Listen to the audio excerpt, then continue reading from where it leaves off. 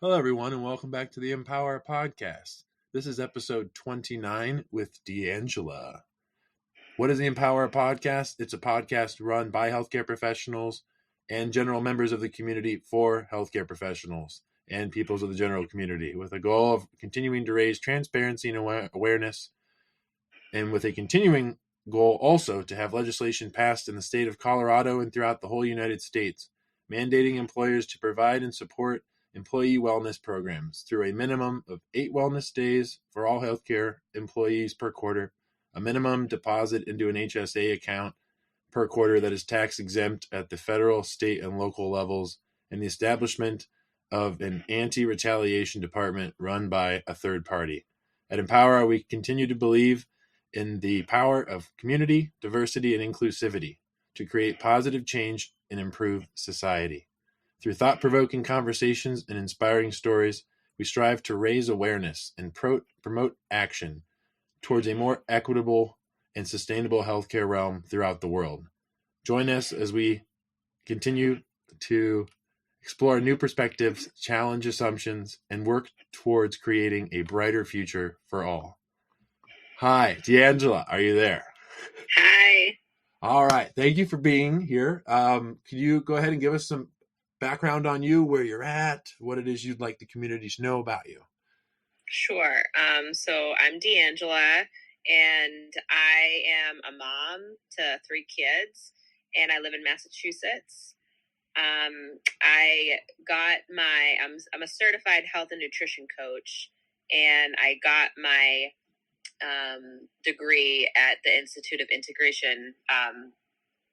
Integrative Nutrition. So they're wonderful. I did it online, and I specifically got that idea of wanting to take care of my health was specific through my friend from elementary school who became my health coach. And then from there, I was like, oh, I can do this. And I can also not necessarily have to go the health coach way. I could take it into being a trauma-informed coach and helping people specifically with their mental health, and then secondary, their physical health. So that is what I'm all about, is helping trauma survivors and really getting people to see how important brain and what we put into our bodies, like the importance and the connection of that. Yeah. D'Angela, I think you're a warrior. You've been out on whatever battlefield it was, and you're wanting to go back into it, and you're there and you're equipped now to want to help others. And I just really want to acknowledge that. You know, I get to certain parts in the show, and there's a part where I say, Brett, does this guest make you feel empowered? And you absolutely do, D'Angela. You make me feel empowered. It's awesome. And to be able to just go from there and to say that even before we progress, go, it's like, wow. Thank you for that, D'Angela. So thank you. Yeah.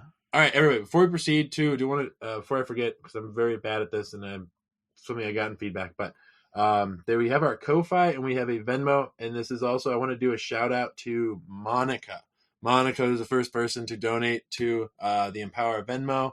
Thank you very much, Monica, for all of that. I've known Monica for quite a while. And that's all Monica wants everybody to know about Monica. So I've talked with her. So thank you all for that. And then the Ko-fi is everything else can be seen on our Launchpad. So I do want to continue back and go here to the community. Thank you. Since I did mine, see if the guest wants to do it as well. Is there a big thank you or a community thank you you'd like to give D'Angela at this time on Empower?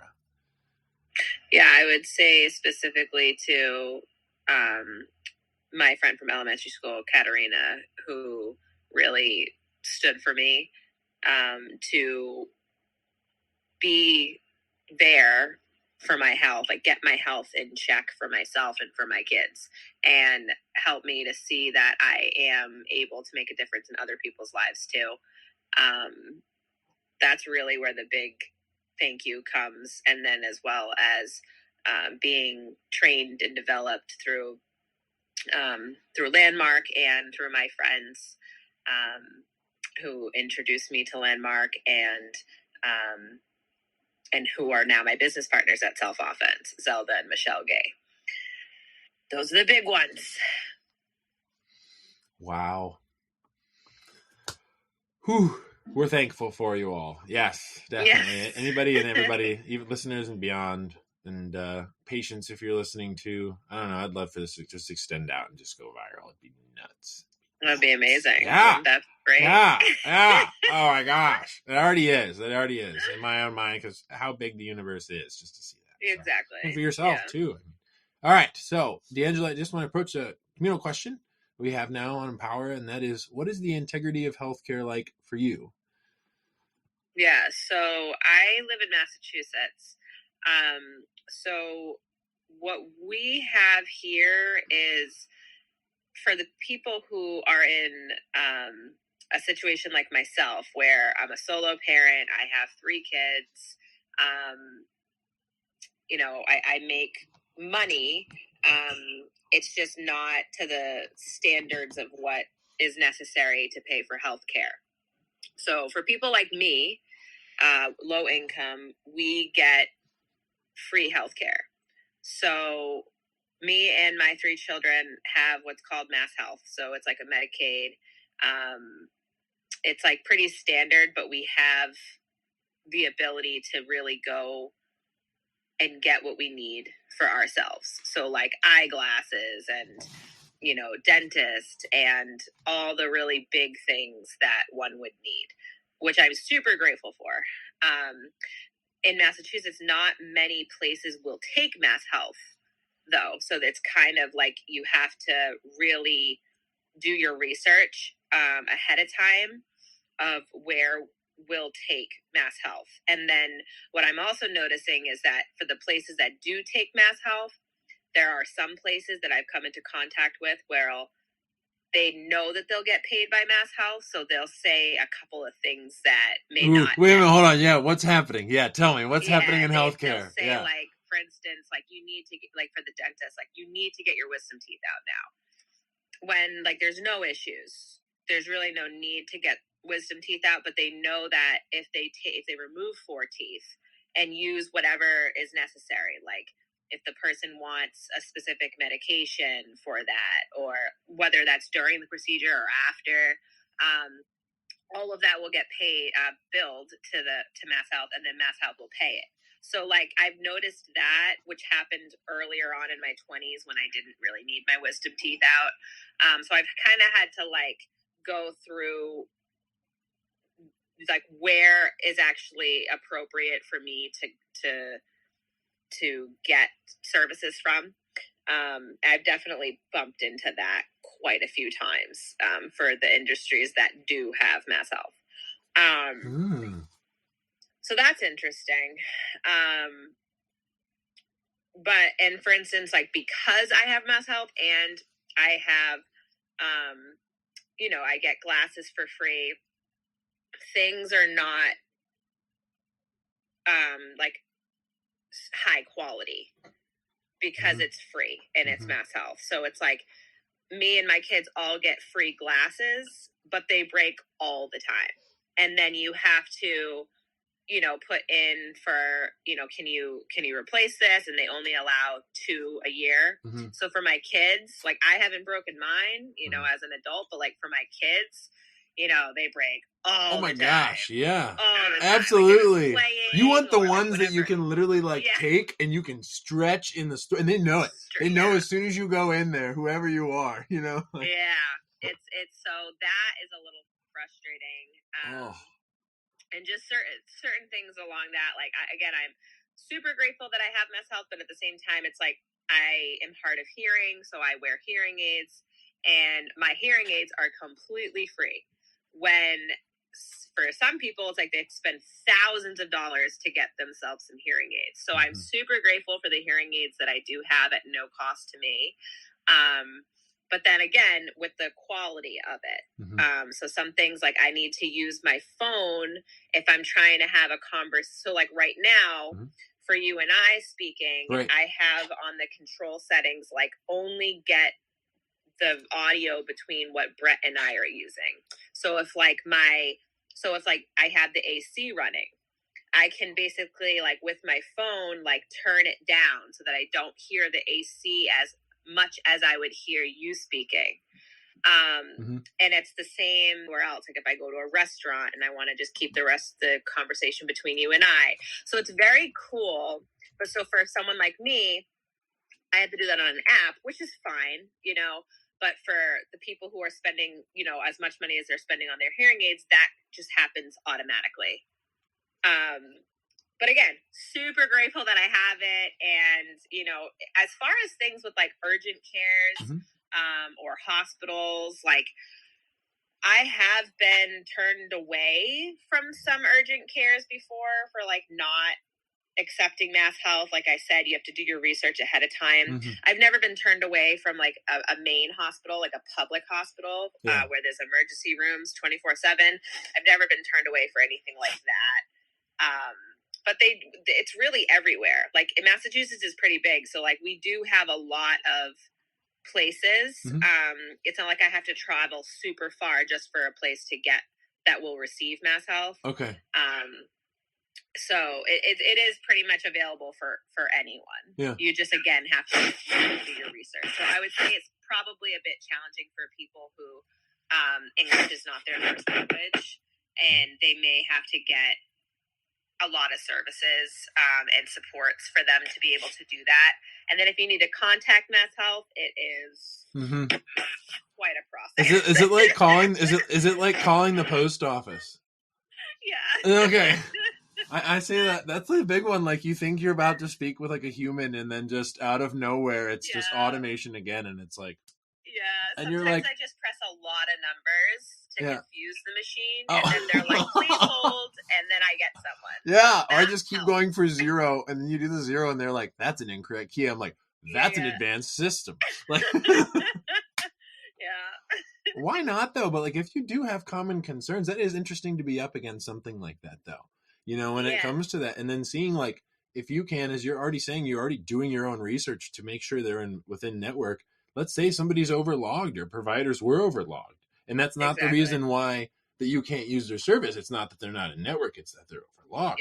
So like the alternatives for that, if that were to come up, I don't know if that's come up for you, but like that's still a thing that happens in today's world. I know there's traveling healthcare professionals now that are like not on insurance when they're in between. But since then, every market, a sub-market grows. There's people who want to be able to give this exact same coverage to travel nurses. So now when it comes to people going staff, it's like, I don't need your insurance. Like I can literally pay for my own, have it all through me, and be more independent, which is interesting. Like I'm still like blown away by you have an app to control your hearing aid.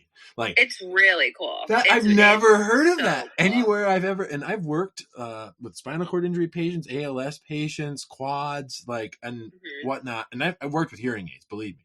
But like the interesting part is I've never seen the app, but that's the app is so cool. And so I have there's so many different companies. The one that MassHealth services is Phonak. So I use Phonak, and so there's an app for it. And again, if I want, it's like basically like it's a little circle that I just kind of tune out the AC right now. Like the AC, I can hear it, but like I hear you. Okay. And that's like, it just focuses on the audio of you versus the hearing aids would really get that AC as if it's like right next to me. Or almost being the dominant sound waves going into your yeah. Wow. Exactly. Yeah. That is interesting. So yes. I have a question too. From what I've seen too, and from what I've been able to find, you're also active not only within your community but also for yourself when it comes to your own mental health and wellness and being involved with martial arts. And I was curious, and I don't know if people are going to ask this question, but I will. What about that? Are you still able to wear the hearing aids and there's no issue while you're doing all of that? I think that'd be a breakthrough discussion for people. Question. Yeah. It's a really because some people may be like, oh my gosh, I just dropped $3,000 in my ears. Like, I'm not going to do this. Like, Well, so I was actually fighting in tournament, and tell everybody a little bit about what you do. Sorry, tell them about that. Yeah. So I'm a brown belt in traditional Kenwakan Japanese full contact martial arts.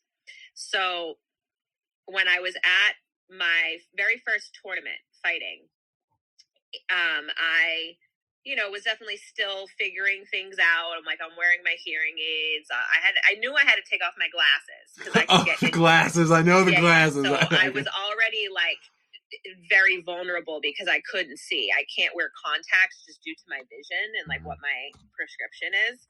So yeah, I was already vulnerable by like I can't really see. I knew I could see my opponent though, but I couldn't see anything else. So that was already rough, but I didn't think about my hearing aids. So I kept my hearing aids in and fought. And when the opponent kicked, they did a front snap kick to my head, and it got the side of my ear, which got my hearing aid. Yeah. So when it got my hearing aid, it's almost like if I wear my hearing aids at the dentist and they're cleaning and they're using a drill, it's like, that's all you hear in your hearing aid. So that's what happened, because when she kicked my head, it got my hearing aid, and so all I heard was just like this ringing, and I had to, I had my gloves on, everything. So it was like, I had my handguards on, and like I couldn't take them out. I was fighting, so I just had to deal with the ringing in my ears. And you just kept going. The rest of the fight. Meanwhile, I like can't really see, but I got second. So woo! That's freaking awesome. But yeah, it was. So I had to fight. I had to fight 4 fights. And because everything was back to back, they don't really give you much time. You fight for 2 minutes, and then they let you know if you won or not, or if it was a draw or not, and before you have to fight again. So I didn't have time to like take out my hearing aids. So the ringing eventually stopped. But basically what I learned is I cannot wear my hearing aids, even if I'm practicing, even if I'm just like at karate class with others, because we spar each other. And so I am very vulnerable when I am just doing my karate, because I have to take off my glasses and my hearing aids and, any jewelry or things like that. But but when I did promote to get my brown belt, it was very empowering, because I'm like, wow, even in this vulnerable state, look at what I'm able to accomplish. And, I promoted and I got my brown belt, and I'm just like, this is so cool that I can do this for myself. And you never know, you are going to be in a vulnerable state if you do have to utilize your martial arts. So it's, if anything, it's like a gift that I'm able to not have my glasses on, not have my hearing aids on, and be able to still, fight and do the things that I need to do. So it's actually very great. Wow. I can only imagine that. No, seriously, because I think even in today's culture, if I can share, we do. And thank you for sharing all of this. I really do. Because what's coming out of this, I think, just interesting is that we do. I mean, I've heard it off and on throughout the internet, is we have people that may be undiagnosed with certain disorders. Those are all out there. I mean, that's just general knowledge at the whole world. But at the same time, too, we're all going towards stuff with our ears.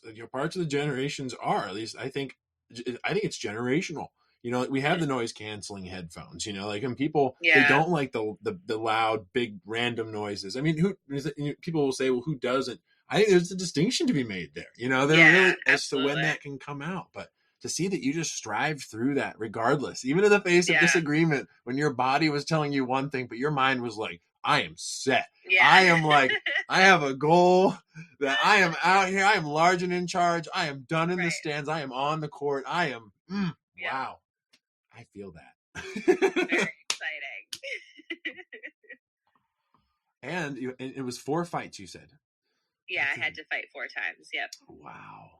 And if someone's looking to even get into that in their community, I guess, how did, and sharing also that you have children as well, how the heck how did you make that happen? People may even ask that. How did you? Yeah. I mean, honestly, I kind of did my due diligence and just started looking around places. It wasn't even for martial arts. It was to support everything that I've gone through with my trauma. So I was just kind of on my social media, searching through Instagram, saying like, I need some support in this aspect, and came across, the company Self Offense that I'm now partnering with and work with. And then they're the ones who told me, hey, like, we own a martial arts dojo, and we would love to have you be a student with us. Mm. So I'm on a scholarship. I don't pay anything.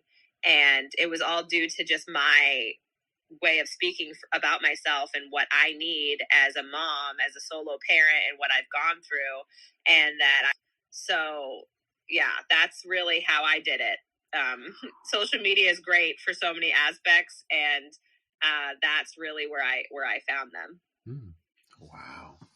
Yeah. And those programs, I've seen them word of mouth. I've heard of them coming out, but to hear it full circle, even in an area where I'm not, like, it's spreading, and that's great. Spread it like the plague. Let it be out there. Let people know that they can even do that. And anybody, anywhere, like, we should raise the train of happening in the world, and to be able to say it, like, there is nothing wrong with talking about having trauma. Right. There's nothing wrong with being able to, because I think that's it.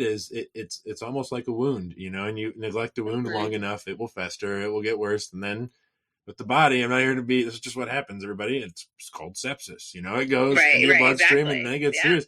But as that is with our body, I mean, we are true reflections, I think, of the universe. So to see that all go out there, I mean, yeah. There's a whole nother, when it comes to, I think, emotion and vibration. So said, if you understand the laws of the universe, or what the universe is like, think in terms of sound, frequency, and vibration. And I think there's a lot more that goes on with just feeling within the sense of being, if that makes sense. And being able to embrace that of yourself, just to be you.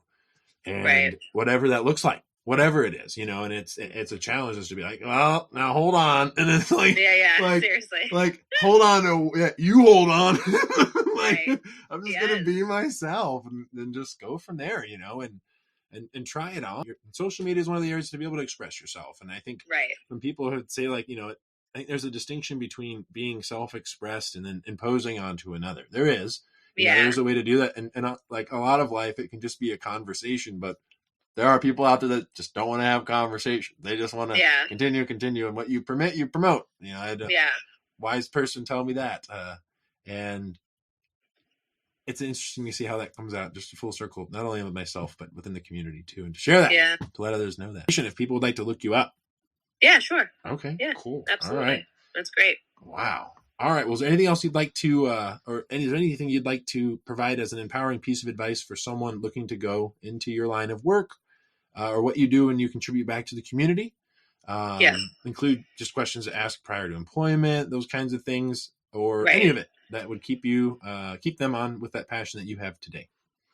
Yeah. I mean, for how I even got started, like I said, health seriously, and getting support from my elementary school friend, realized, okay, hey, I can do this too. And then that's when I went the route of, okay, I can be a trauma-informed coach and, build myself on my social media page, open a business, partner with other businesses. Like I said, I've survived trauma, so my passion is to help other trauma survivors. So I really, with my social media page, I about what is sexual violence, what's domestic violence, why is your mental health important? When we're dealing with our mental health, our physical health kind of goes out the window because we're in survival mode. So what are some ways that we can support our mental health? And then that will help the secondary, our physical health.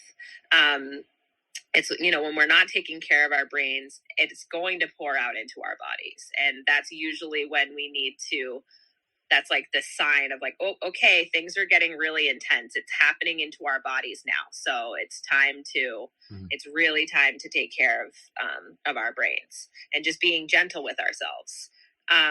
So it's really like looking to see like where you want to make a difference for people, how you want to make the difference for people, and what you're most passionate about, and going from there and talking about what you've, experienced.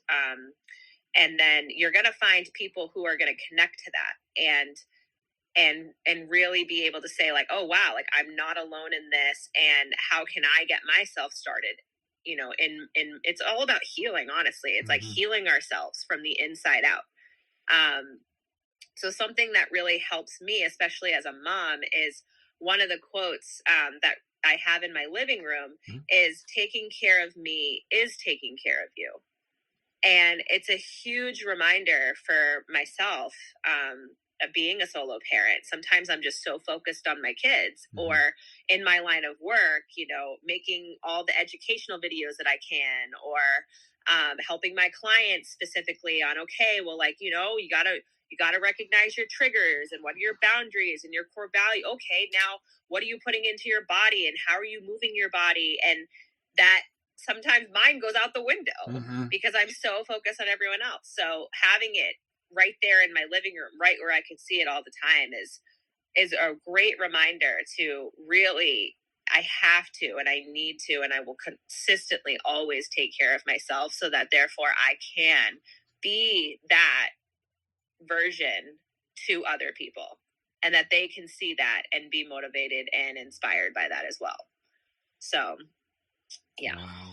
You're definitely, in my eyes, you're definitely a community caregiver. I may not have an organization that has a standardized testing to be able to say certain things and make that public record and whatever it may look like, but you are, and it's amazing to see that we're in literally, I think, the making of history when it comes to wanting to literally say something about it, and it is trauma, and it is what the body has kept count on. And here's the other one that even for me, and this is something I saw at the Psychedelic Science Conference, but it's just interesting to see within culture what area is actually having this kind of thing as a conversation, and it's ancestral trauma. So inheriting beyond what it is that you've already had and what's occurred with you, what has happened in the past that maybe the body and the mind and the DNA has kept count and passed along to you, and you may have something that throws you off in the middle of the day, and it's not even you potentially. It could be even us. Yeah, and to invite that into history, and we have all these different physics and different kinds of science that extend into the unknown and talk about whatever. I think it was the other one. The unified field is the closest one I'm looking up right now. But with manifestation and non-manifestation, that you can't have one without the other. And I mean, I think there's a connection with that too. And it's beyond us as humans. Yeah. I just posted that on my page today about the body keeps the score. It's huge, and it's a huge connection, for everything that, our ancestors have gone through, and then it pours into us for what we've gone through. And then when we have our own children, for my children that were in my womb, it's like that's being passed on to them as well. Oh my gosh. Thinking even more at the micro level as to what's happening in that. I mean, one thing we've looked at is hormones, but like even in the past guest I had, the author of the Psilocybin Handbook for Women, Jennifer Cheswick, she had even said something along the lines along with this, and it was mainly that it had to do with the structures, the internal structures anatomically of a woman in her clitoris, and how research has really they turned up the knob more in 2005, and there was an actual urologist, female doctor, went back, wanted to restudy it and represent it to the public. Hadn't really had that. Then she brought the distinction of meds with Viagra when it came out, although it was originally prescribed for pulmonary hypertension. For those who do not know what that is, that's high blood pressure in your lungs. But somehow there was this other side effect. But yes, okay. Is there an empowering quote you'd like to close with everybody? Yeah, I mean, that was a big one for me, is taking care of me is taking care of you. Love it. Dig it. Well, thank you for being here, D'Angela. I hope you have a great rest of your day, and thank you for embedding this as a possibility. And thank you, folks, for listening. Thank you, Brett. 29. Bye. Have a great day. Right, Happy Friday. Sorry, Brett. I have to You're fine. Go. Do what you got to do. Bye. Nothing wrong here. Thank you. Bye.